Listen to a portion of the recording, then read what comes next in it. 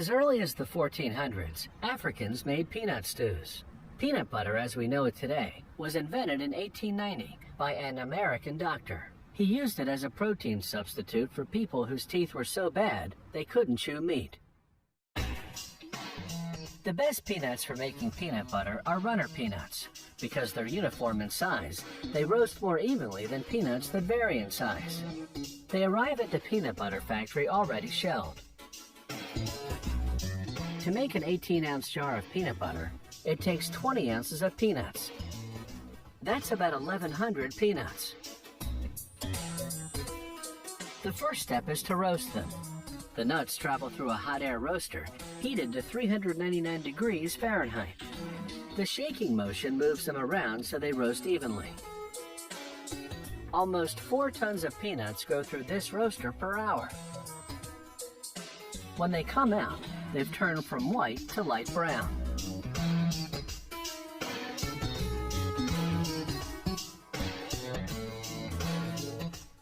Next, they go into another machine, which fast cools them at room temperature, using suction fans that circulate air quickly. This rapid cooling process is critical. It halts the cooking and prevents the peanuts from losing too much oil. Next, the peanuts go through a machine called the blancher. It removes the outer skins by rubbing them between rubber belts. Then it splits the kernels and removes the heart of the peanut, which has a slightly bitter taste. But what's discarded doesn't go to waste. The skins go to farmers for pig feed, and the hearts go into bird feed.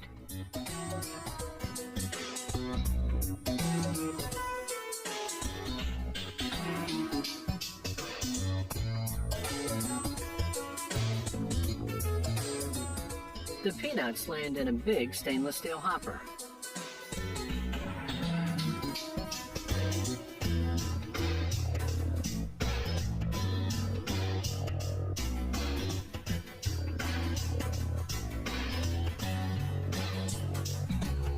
From there, they drop down into the grinder to be ground into a paste.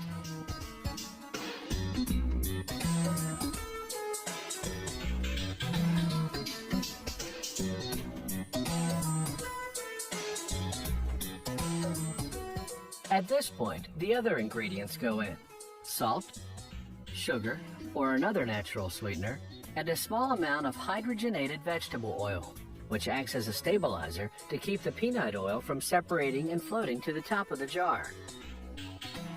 Peanut butter contains no artificial coloring or artificial sweeteners. It has no preservatives either, yet doesn't need to be refrigerated. The peanut butter is finally ready.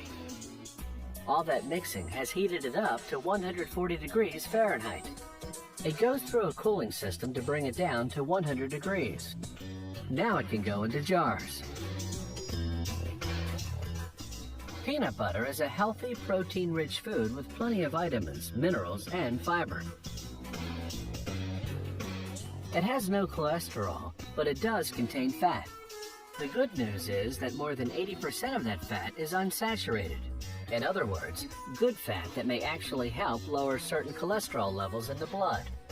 The bad news is that the rest of the fat content is trans fat, or bad fat. It comes not from the peanuts themselves, but from the hydrogenated vegetable oil that's used as the stabilizer to keep the peanut oil from separating. If you want to avoid that, you can eat all natural peanut butter, which doesn't contain a stabilizer. You'll just have to stir the peanut oil that collects at the top of the jar. Once the jars are filled with peanut butter, they go through the capping machine. The caps have an aluminum seal inside.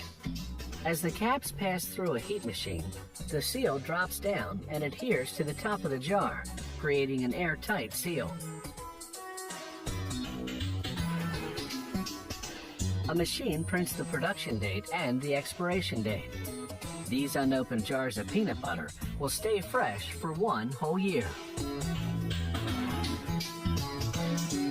The walnut has been cultivated for thousands of years, but its actual discovery remains a mystery. Some of the earliest evidence of the walnut comes from the region of Persia in 7th century BC. Back then, royalty had dibs on this nut, and commoners were forbidden to eat it. Thankfully, that's ancient history. Today, the walnut is mass-produced to meet a global demand.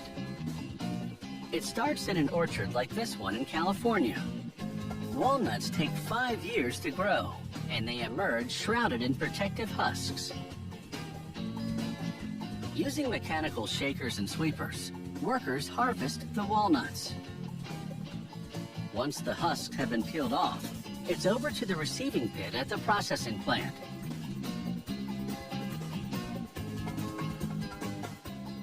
This machine separates out any rocks or sticks, then drops the walnuts into a conveyor.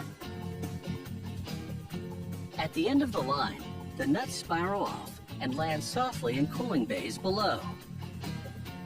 8 bays that hold over 13 tons of walnuts. The walnuts are funneled into these sealed chambers for fumigation to eliminate insects. After 28 hours, they're on the move once again. They fall between rollers. The gaps between these rollers are tapered to allow the small, medium, and large nuts to fall into separate lanes. This sorting system will allow them to be cracked by machines geared to specific nut sizes. These large walnuts head up a conveyor called the cracker belt. At the top, they enter the cracker. It's a revolving machine with pistons, one for each walnut. The technician activates the pistons to press against the nuts. The pistons apply a precise amount of pressure to crack the shells without damaging the nuts inside.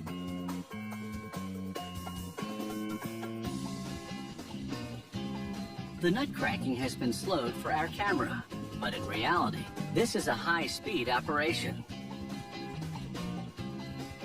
The nuts, shells and all, fall onto a conveyor. The pistons have cracked between 80 and 90% of the walnuts. To capture the rest, the whole pile shakes its way toward a second group of sizing rollers. The smaller pieces drop through the gaps and go for further processing. The larger ones continue on to a machine called a recracker. There, the nuts travel through slats in a revolving cylinder. Inside those slats are little knives that break up the whole nuts. After some of the larger shells have been removed, it's onto a giant sifter. The nuts and shells bounce on a shaking screen. The smaller bits fall through, and the larger ones remain on top.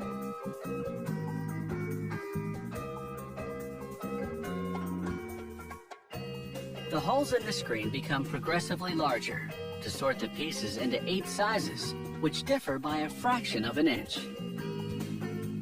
The bigger, choicest walnuts fall into a separate chute. The smaller pieces will be used in baking, among other things.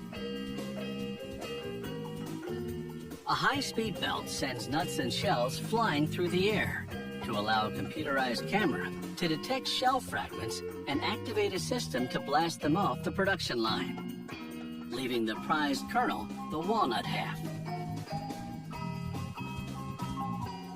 An inspector removes any remaining shells or unacceptable nuts. Then the walnuts enter a vacuum chamber, which suctions away any last crumbs. They exit on a spiraling slide and land in a box. This packer portions out bulk product for the food industry. He removes nuts from the box until it reaches the correct weight.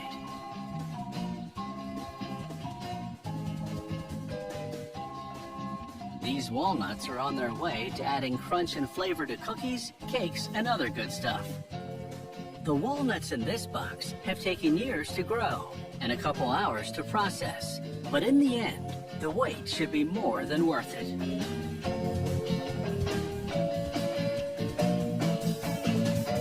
That are native to South Central North America. In fact, pecan is an Algonquin word that means a nut that takes a stone to crack.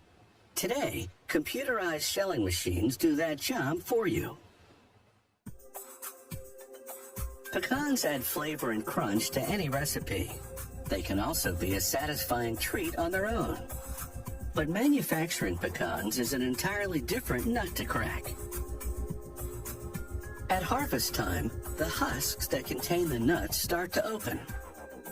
At this orchard, a machine grabs the tree trunks and shakes the nuts to the ground.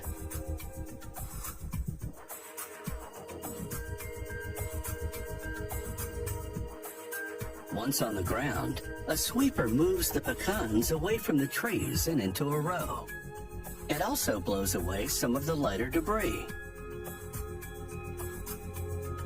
A harvester with paddle wheels collects the pecans. Once on the harvester, the pecans ride chain conveyors as vacuums remove and discard debris. Then, the pecans are transferred to a cleaning plant. The pecans are unloaded into a pit, and a conveyor takes them inside. The pecans funnel into a slotted drum and tumble around. The drum sorts the dehusked pecans from those that have retained their husks. In this enclosed machine, spinning wire brushes remove more of the husks. Blowers release the lighter husks into a bin to be disposed of later. After more processing, pictures of the nuts are taken with cameras. A computer monitors the pictures for any husks still attached to the pecans. If any are identified, the computer activates a blower to remove them. With the husks removed, harvesters sort out any of the pecans that are cracked or split open. At this point, the pecans contain about 12% moisture, which is high enough to cause deterioration. So harvesters leave the pecans to dry for 24 hours to lower the moisture content to 4%. Once drying is complete, the pecans are transferred to the shelling plant, where they are plunged into a chlorine and water bath. This both cleans them and rehydrates them.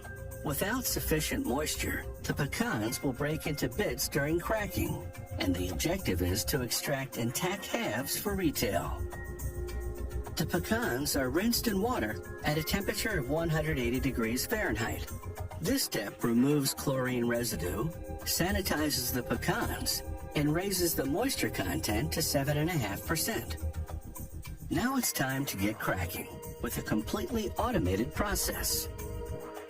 Inside the sheller, pistons hit each end of a nut simultaneously, cracking it cleanly. The deshelled pecans travel across a vibrating sifter that sorts them by size.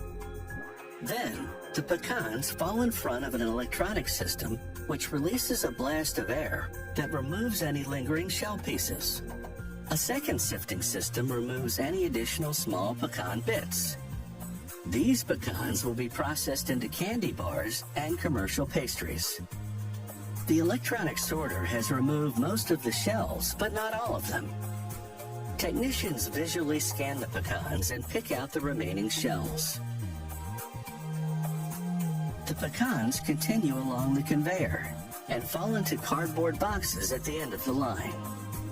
To prepare a toasted pecan snack food, salt and butter are added to the nuts. Then, the nuts are cooked and mixed in a roaster. In packaging, technicians pour the pecans into measuring jugs, then empty them into plastic bags. Hot jaws seal the tops of the bags to keep the pecans fresh and extend their shelf life.